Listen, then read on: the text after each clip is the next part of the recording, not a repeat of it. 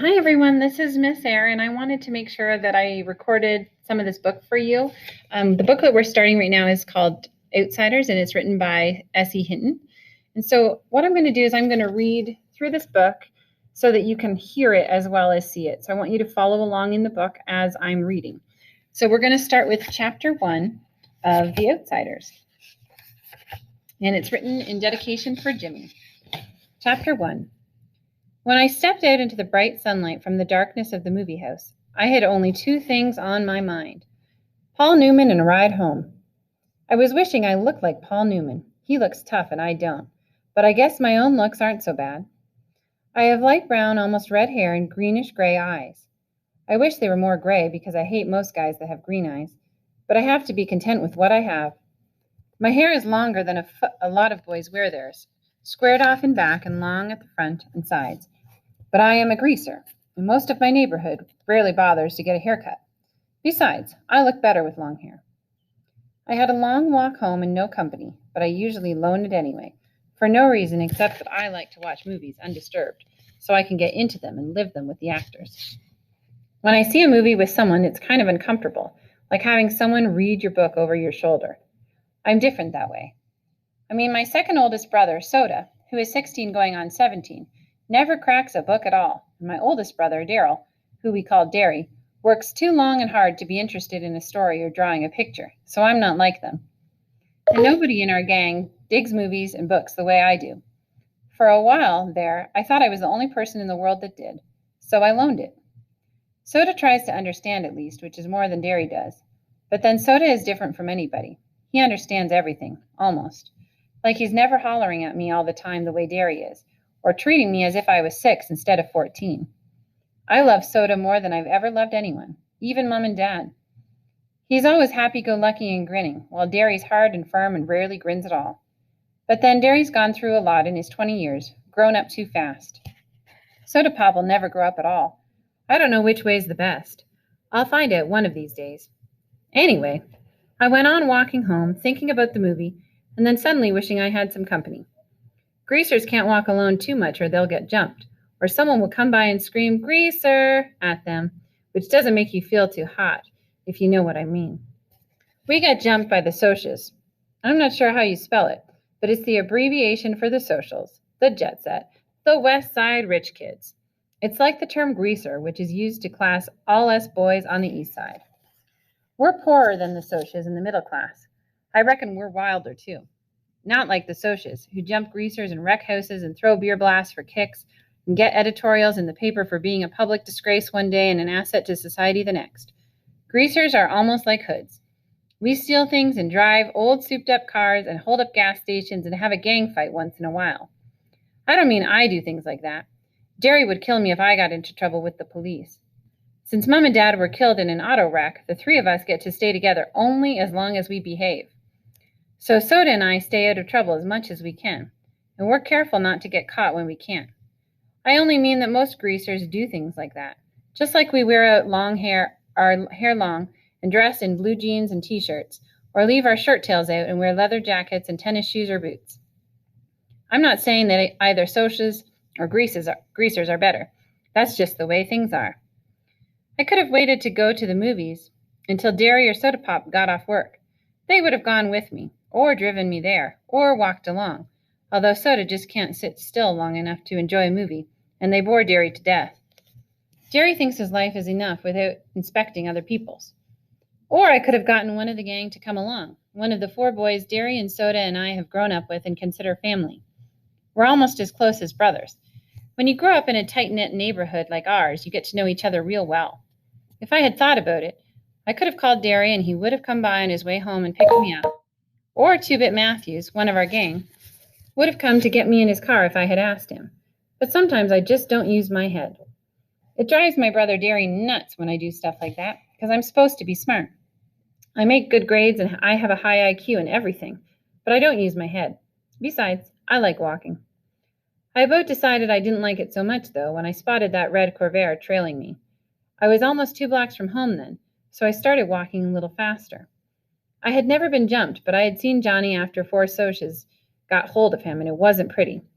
Johnny was scared of his own shadow after that. Johnny was 16 then. I knew it wasn't any use, though, the fast walking, I mean. Even before the Corvair pulled up beside me and 5 Socias got out. I got pretty scared. I'm kind of small for 14, even though I have a good build, and those guys were bigger than me. I automatically hitched my thumbs in my jeans and slouched, wondering if I could get away if I made a break for it. I remembered Johnny, his face all cut up and bruised, and I remembered how he had cried when we had found him, half conscious in the corner lot. Johnny had it awful rough at home. It took a lot to make him cry. I was sweating something fierce, although I was cold. I could feel my palms getting clammy and the perspiration running down my back. I get like that when I'm real scared. I glanced around for a pop bottle or a stick or something. Steve Randall, Soda's best buddy, had once held off 4 guys with a busted pop bottle, but there was nothing. So I stood there like a bump on a log while they surrounded me. I don't use my head. They walked around, slowly, silently, smiling. Hey, Grease, one said in an over-friendly voice. We're going to do you a favor, Greaser. We're going to cut all that long, greasy hair off. He had on a Madras shirt. I can still see it. Blue Madras. One of them laughed, then cussed me out in a low voice. I couldn't think of anything to say. There just isn't a whole lot you can say while waiting to get mugged, so I kept my mouth shut. Need a haircut, Greaser? The medium-sized blonde pulled a knife out of his back pocket and flipped the blade open. I finally thought of something to say. No. I was backing up away from that knife. Of course, I backed right into one of them. They had me down in a second. They had my arms and legs pinned down, and one of them was sitting on my chest with his knees on my elbows. And if you don't think that hurts, you're crazy. I could smell English leather, shaving lotion, and stale tobacco, and I wondered foolishly if I would suffocate before they did anything. I was scared so bad I was wishing I would. I fought to get loose and almost did for a second. Then they tightened up on me, and the one on my chest slugged me a couple of times. So I lay still, swearing at them between gasps. A blade was held against my throat. How'd you like that haircut to begin just below the chin? It occurred to me then that they could kill me. I went wild. I started screaming for soda, dairy, anyone. Someone put his hand over my mouth, and I bit as hard as I could, tasting the blood running through my teeth. I heard a muttered curse and got slugged again. And they were stuffing a handkerchief in my mouth. One of them kept saying, "Shut him up, for Pete's sake! Shut him up!" Then there were shouts and the pounding of feet, and the Socias jumped up and left me lying there, gasping. I lay there and wondered what in the world was happening. People were jumping over me and running by me, and I was too dazed to figure it out. Then someone had me under the armpits and was hauling me to my feet. It was Derry. "Are you all right, pony boy?" He was shaking me, and I wished he'd stop. I was dizzy enough anyway. I could tell it was Derry, though, partly because of the voice and partly because Derry's always rough with me, without meaning to be. "I'm okay. Quit shaking me, Derry. I'm okay." He stopped instantly. "I'm sorry." He wasn't really. Derry isn't ever sorry for anything he does. It seems funny to me that he should look just exactly like my father and act exactly the opposite from him. My father was only 40 when he died, and he looked 25, and a lot of people thought Derry and Dad were brothers instead of father and son. But they only looked alike. My father was never rough with anyone without meaning to be. Derry is 6'2" and broad-shouldered and muscular. He has dark brown hair that kicks out in front and a slight cowlick in the back, just like Dad's. But Derry's eyes are his own. He's got eyes that are like 2 pieces of pale blue-green ice. They've got a determined set to them, like the rest of him. He looks older than 20, tough, cool, and smart. He would be real handsome if his eyes weren't so cold. He doesn't understand anything that is not plain, hard fact, but he uses his head. I sat down again, rubbing my cheek where I'd been slugged the most. Derry jammed his fists in his pockets. "They didn't hurt you too bad, did they?" "They did. I was smarting and aching, and my chest was sore, and I was so nervous my hands were shaking, and I wanted to start bawling, but you just don't say that to Derry. I'm okay." Soda Pop came loping back.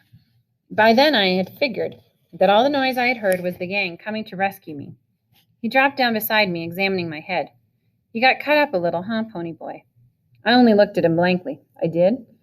He pulled out a handkerchief, wet the end of it with his tongue, and pressed it gently against the side of my head. "You're bleeding like a stuck pig." "I am?" "Look." He showed me the handkerchief, reddened as if by magic. "Did they pull a blade on you?" I remembered the voice. "Need a haircut, Greaser?" The blade must have slipped while he was trying to shut me up. "Yeah." Soda is handsomer than anyone else I know. Not like Derry. Soda's movie star kind of handsome, the kind of that people stop on the street to watch go by. He's not as tall as Darian, he's a little slimmer, but he has a finely drawn, sensitive face that somehow manages to be reckless and thoughtful at the same time. He's got dark gold hair that he combs back, long and silky and straight, and in the summer, the sun bleaches it to a shining wheat gold. His eyes are dark brown, lively, dancing, recklessly laughing eyes that can be gentle and sympathetic one moment and blazing with anger the next. He has Dad's eyes, but Soda is one of a kind. He can get drunk in a drag race or dancing without ever getting near alcohol. In our neighborhood, it's rare to find a kid who doesn't drink once in a while, but Soda never touches a drop. He doesn't need to. He gets drunk on just plain living, and he understands everybody. He looked at me more closely. I looked away hurriedly because if you want to know the truth, I was starting to bawl. I knew I was as white as I felt, and I was shaking like a leaf. Soda just put his hand on my shoulder. Easy, pony boy, they ain't going to hurt you no more. I know, I said, but the ground began to blur, and I felt hot tears running down my cheeks. I brushed them away impatiently. I'm just a little spooked, that's all. I drew a quivering breath and quit crying. You just don't cry in front of Derry, not unless you're hurt like Johnny had been that day we found him in the vacant lot. Compared to Johnny, I wasn't hurt at all. Soda rubbed my hair. You're an okay kid, Pony. I had to grin at him. Soda can make you grin no matter what. I guess it's because he's always grinning so much himself. You're crazy, Soda. Out of your mind. Derry looked as if he'd like to knock our heads together. You're both nuts. Soda merely cocked one eyebrow, a trick he picked up from Two-Bit. It seems to run in this family. Derry stared at him for a second, then cracked a grin. Soda Pop isn't afraid of him like everyone else and enjoys teasing him. I'd just as soon tease a full-grown grizzly, but for some reason, Derry seems to like being teased by Soda Pop. Our gang had chased the Socias to their car and heaved rocks at them. They came running toward us now, 4 lean, hard guys. They were all tough as nails and looked it. I had grown up with them, and they accepted me, even though I was younger, because I was Derry and Soda's kid brother, and I kept my mouth shut good. Steve Randall was 17, tall and lean, with thick, greasy hair he kept combed in complicated swirls. He was cocky, smart, and Soda's best buddy since grade school. Steve's specialty was cars. He could lift a hubcap quicker and more quietly than anyone in the neighborhood, but he also knew cars upside down and backward, and he could drive anything on wheels. He and Soda worked at the same gas station, Steve part-time and Soda full-time, and their station got more customers than any other in town. Whether that was because Steve was so good with cars or because Soda attracted girls like honey draws flies, I couldn't tell you. I liked Steve only because he was Soda's best friend. He did not like me. He thought I was a tag-along and a kid. Soda always took me with them when they went places if they weren't taking girls, and that bugged Steve. It wasn't my fault. Soda always asked me. I didn't ask him. Soda doesn't think I'm a kid. Two-Bit Matthews was the oldest of the gang and the wisecracker of the bunch. He was about 6 feet tall, stocky in build, and very proud of his long, rusty-colored sideburns. He had gray eyes and a wide grin, and he couldn't stop making funny remarks to save his life. You couldn't shut up that guy. He always had to get his 2 bits worth in, hence his name. Even his teachers forgot his real name was Keith, and we hardly remembered he had one. Life was one big joke to 2-Bit. He was famous for shoplifting and his black-handled switchblade, which he couldn't have acquired without his first talent, and he was always smarting off to the cops. He really couldn't help it. Everything he said was so irresistibly funny that he just had to let the police in on it to brighten up all their dull lives. That's the way he explained it to me. He liked fights, blondes, and for some unfathomable reason, school. He was still a junior at 18 and a half, and he never learned anything. He just went for kicks. I liked him real well because he kept us laughing at ourselves as well as at other things. He reminded me of Will Rogers. Maybe it was the grin. If I had to pick the real character of the gang, it would be Dallas Winston. Dally. I used to like to draw his picture when he was in a dangerous mood, for then I could get his personality down in a few lines. He had an elfish face with high cheekbones and a pointed chin, small, sharp animal teeth, and ears like a lynx. His hair was almost white, it was so blonde, and he didn't like haircuts or hair oil either. So it fell over his forehead in wisps and kicked out in the back in tufts and curled behind his ears and along the nape of his neck. His eyes were blue, blazing ice, cold with a hatred of the whole world. Dally had spent 3 years on the wild side of New York and had been arrested at the age of 10. He was tougher than the rest of us, tougher, colder, meaner. The shade of difference that separates a greaser from a hood wasn't present in Dally. He was as wild as the boys in the downtown outfits, like Tim Shepard's gang. In New York, Dally blew off steam in gang fights, but here, organized gangs are rarities. There are just small bunches of friends who stick together, and the warfare is between the social classes. A rumble, when it's called, is usually born of a grudge fight, and the opponents just happen to bring their friends along. Oh, there are a few named gangs around, like the River Kings and the Tiber Street Tigers, but here in the Southwest, there's no gang rivalry. So Dally, even though he could get into a good fight sometime, had no specific thing to hate. No rival gang, only socias. And you can't win against them no matter how hard you try, because they've got all the breaks, and even whipping them isn't going to change that fact. Maybe that's why Dallas was so bitter. He had quite a reputation. They have a file on him down at the police station. He had been arrested, he got drunk, he rode in rodeos, lied, cheated, stole, rolled drunks, jumped small kids. He did everything. I didn't like him, but he was smart and you had to respect him.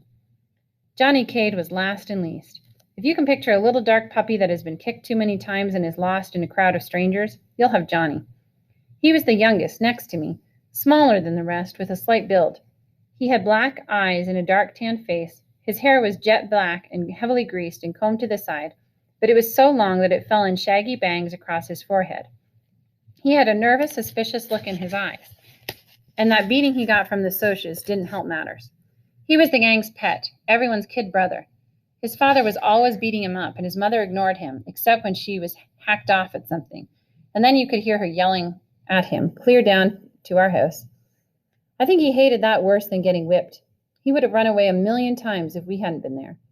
If it hadn't been for the gang, Johnny would never have known what love and affection are. I wiped my eyes hurriedly. Did you catch him? Nope, they got away this time. The dirty... Two-Bit went on cheerfully, calling the socias every name he could think of or make up. The kids okay? I'm okay. I tried to think of something to say. I'm usually pretty quiet around people, even the gang. I changed the subject. I didn't know you were out of the cooler yet, Dally. Good behavior. Got off early. Dallas lit a cigarette and handed it to Johnny. Everyone sat down to have a smoke and relax. A smoke always lessens the tension. I had quit trembling and my color was back. The cigarette was calming me down.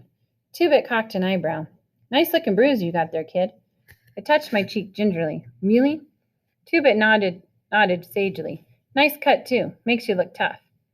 Tough and tough are two different words. T-O-U-G-H is the same as rough. T-U-F-F means cool, sharp, like a tough-looking Mustang or a tough record. In our neighborhood, both are compliments. Steve flicked his ashes at me. What were you doing walking by your lonesome? Leave it to good old Steve to bring up something like that. I was coming home from the movies. I didn't think. You don't ever think, Derry broke in. Not at home or anywhere when it counts. You must think at school with all those good grades you bring home, and you've always got your nose in a book. But do you ever use your head for common sense? No, sirree, bub. And if you did have to go by yourself, you should have carried a blade. I just stared at the hole in the toe of my tennis shoe. Me and Derry just didn't dig each other. I could never please him. He would have hollered at me for carrying a blade if I had carried one. If I brought home B's, he wanted A's, and if I got A's, he wanted to make sure they stayed A's. If I was playing football, I should be in studying, and if I was reading, I should be out playing football. He never hollered at Soda Pop, not even when Soda dropped out of school or got tickets for speeding. He just hollered at me. Soda was glaring at him. Leave my kid brother alone, you hear? It ain't his fault he likes to go to the movies, and it ain't his fault the socias like to jump us. And if he had been carrying a blade, it would have been a good excuse to cut him to ribbons. Soda always takes up for me. Derry said impatiently, when I want my kid brother to tell me what to do with my other kid brother, I'll ask you, kid brother. But he laid off me. He always does when Soda Pop tells him to, most of the time. Next time, one of us will go with you, Pony Boy, Two-Bit said. Any of us will. Speaking of movies, Dally yawned, flipping away his cigarette butt. I'm walking over to the nightly double tomorrow night. Anybody want to come and hunt some action? Steve shook his head. Me and Soda are picking up Evie and Sandy for the game. He didn't need to look at me the way he did right then. I wasn't going to ask if I could come. I'd never tell Soda because he really likes Steve a lot. But sometimes I can't stand Steve Randall. I mean it. Sometimes I hate him. Derry sighed, just like I knew he would. Derry never had time to do anything anymore. I'm working tomorrow night. Dally looked at the rest of us. How about y'all? Two-Bit, Johnny Cake, you and Pony want to come? Me and Johnny will come, I said. I knew Johnny wouldn't open his mouth unless he was forced to. Okay, Derry? Yeah, since it ain't a school night. Derry was real good about letting me go places on the weekends. On school nights, I could hardly leave the house. I was planning on getting boozed up tomorrow night, Two-Bit said. If I don't, I'll walk over and find y'all. Steve was looking at Dally's hand. His ring, which he had rolled a drunk senior to get, was back on his finger. You break up with Sylvia again? Yeah, and this time it's for good. That little broad was two-timing me again while I was in jail. I thought of Sylvia and Evie and Sam. They were the only kind of girls that would look at us, I thought. Tough, loud girls who wore too much eye makeup and giggled and swore too much. I liked Soda's girl, Sandy, just fine, though. Her hair was natural blonde and her laugh was soft like her china blue eyes. She didn't have a real good home or anything and was our kind, Greaser, but she was a real nice girl. Still, lots of times I wondered what other girls were like. The girls who were bright-eyed and had their dresses a decent length and acted as if they'd like to spit on us if given a chance. Some were afraid of us, and remembering Dallas Winston, I didn't blame them. But most looked at us like we were dirt, gave us the same kind of look that the Socs did when they came by in their Mustangs and Corvairs and yelled grease at us. I wondered about them. The girls, did they cry when their boys were arrested like Evie did when Steve got hauled in? Or did they run out on them the way Sylvia did Dallas? But maybe their boys didn't get arrested or beaten up or busted up in rodeos. I was still thinking about it while I was doing my homework that night. I had to read Great Expectations for English, and that kid Pip, he reminded me of us. The way he felt marked lousy because he wasn't a gentleman or anything, and the way that girl kept looking down on him. That happened to me once. One time in biology, I had to dissect a worm and the razor wouldn't cut, so I used my switchblade. The minute I flicked it out, I forgot what I was doing or I never would have done it. This girl right beside me kind of gasped and said, "They are right, you are a hood." That didn't make me feel too hot. There were a lot of Socs in that class. I get put into A classes because I'm supposed to be smart, and most of them thought it was pretty funny. I didn't, though. She was a cute girl. She looked real good in yellow. We deserve a lot of our trouble, I thought. Dallas deserves everything he gets and should get worse if you want the truth. And Two-Bit, he doesn't really want or need half the things he swipes from stores. He just thinks it's fun to swipe everything that isn't nailed down. I can understand why Soda Pop and Steve get into drag races and fights so much, though. Both of them have too much energy, too much feeling, with no way to blow it off. Rub harder, Soda, I heard Derry mumbling. You're going to put me to sleep. I looked through the door. Soda Pop was giving Derry a back rub. Derry's always pulling muscles. He roofs houses, and he's always trying to carry 2 bundles of roofing up the ladder. I knew Soda would put him to sleep because Soda can put about anyone out when he sets his head to it. He thought Derry worked too hard anyway. I did too. Derry didn't deserve to work like an old man when he was only 20. He had been a real popular guy in school. He was captain of the football team, and he had been voted Boy of the Year. But we just didn't have the money for him to go to college, even with the athletic scholarship he won. And now he didn't have time between jobs to even think about college. So he never went anywhere and never did anything more, except work out at gyms and go skiing with some old friends of his sometimes. I rubbed my cheek where it had turned purple. I had looked in the mirror, and it did make me look tough, but Derry had made me put a Band-Aid on the cut. I remembered how awful Johnny had looked when he got beaten up. I had just as much right to use the streets as the Socs did, and Johnny had never hurt them. Why did the Socs hate us so much? We left them alone. I nearly went to sleep over my homework trying to figure it out. Soda Pop, who had jumped into bed by this time, yelled sleepily for me to turn off the light and get to bed. When I finished the chapter I was on, I did. Lying beside Soda, staring at the wall, I kept remembering the faces of the Socs as they surrounded me, that blue Madras shirt the blonde was wearing, and I could still hear a thick voice. "Need a haircut, Greaser?" I shivered. "You cold, Pony Boy?" "A little," I lied. Soda threw one arm across my neck. He mumbled something drowsily. "Listen, kiddo, when Derry hollers at you, he don't mean nothing. He's just got more worries than anyone his age ought to. Don't take him serious, you dig, Pony? Don't let him bug you. He's real proud of you because you're so brainy. It's just because you're the baby. He loves you a lot. Savvy?" "Sure," I said, trying for Soda's sake to keep the sarcasm out of my voice. "Soda?" "Yeah? How come you dropped out?" I never have gotten over that. I could hardly stand it when he left school. "'Cause I'm dumb. The only things I was passing anyway were auto mechanics and gym." "You're not dumb." "Yeah, I am. Shut up and I'll tell you something. Don't tell Derry, though." "Okay, I think I'm going to marry Sandy. After she gets out of school and I get a better job and everything. I might wait till you get out of school, though, so I can help Derry with the bills and stuff." "Tough enough. Wait till I get out, though, so you can keep Derry off my back." Don't be like that, kid. I told you, he don't mean half of what he says. You in love with Sandy? What's it like? He sighed happily. It's real nice. In a moment his breathing was light and regular. I turned my head to look at him, and in the moonlight he looked like some Greek god come to earth. I wondered how he could stand being so handsome. Then I sighed. I didn't quite get what he meant about Derry. Derry thought I was just another mouth to feed and somebody to holler at. Derry love me? I thought of those hard, pale eyes. Soda was wrong for once, I thought. Derry doesn't love anyone or anything except maybe Soda. I didn't hardly think of him as being human. I don't care, I lied to myself. I don't care about him either. Soda's enough, and I'd have him until I got out of school. I don't care about Derry. But I was still lying, and I knew it. I lie to myself all the time. But I never believed me.